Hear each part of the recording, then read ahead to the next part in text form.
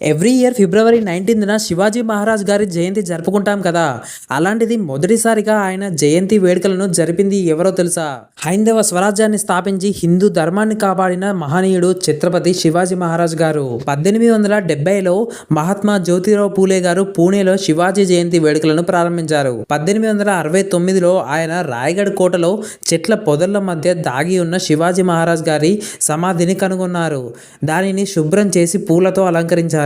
ఆ తర్వాత పూణేలో జరిగిన ఒక సభలో శివాజీ జయంతి జరపాలని నిర్ణయించి ఆ రోజుల్లో కేవలం 27 రూపాయలు కలెక్ట్ చేసి మొదటిసారిగా శివాజీ జయంతి ఉత్సవాలను జరిపారు.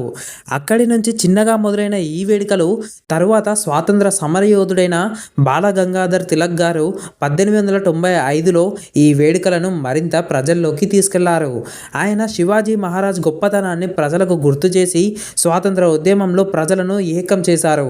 అంతటి గొప్ప మహనీయుడైన శివాజీ మహారాజ్ గారి గురించి వింటే ధైర్యం రాని వారు ఎవరు ఉంటారు చెప్పండి. అందుకే ఆయన జయంతిని ఒక పవర్ఫుల్ వేదికగా ఉపయోగించారు. సో అలా అప్పటి నుంచి ప్రతి సంవత్సరం ఛత్రపతి శివాజీ మహారాజ్ జయంతి వేడుకలు ఎంతో ఘనంగా జరుపుకుంటున్నాం. శివాజీ మహారాజ్ గారు మనకు చెప్పింది కేవలం ఒక్కటే, పరిపాలన అంటే అధికారం కాదు, పరిపాలన అంటే సమానత్వం. మరి మీకు ఇన్ఫర్మేషన్ వర్త్ అనిపిస్తే జై శివాజీ అని కామెంట్ చేయండి. మరి ఈ వీడియోని అయితే లైక్ అండ్ షేర్ చేయడం అయితే మర్చిపోకండి.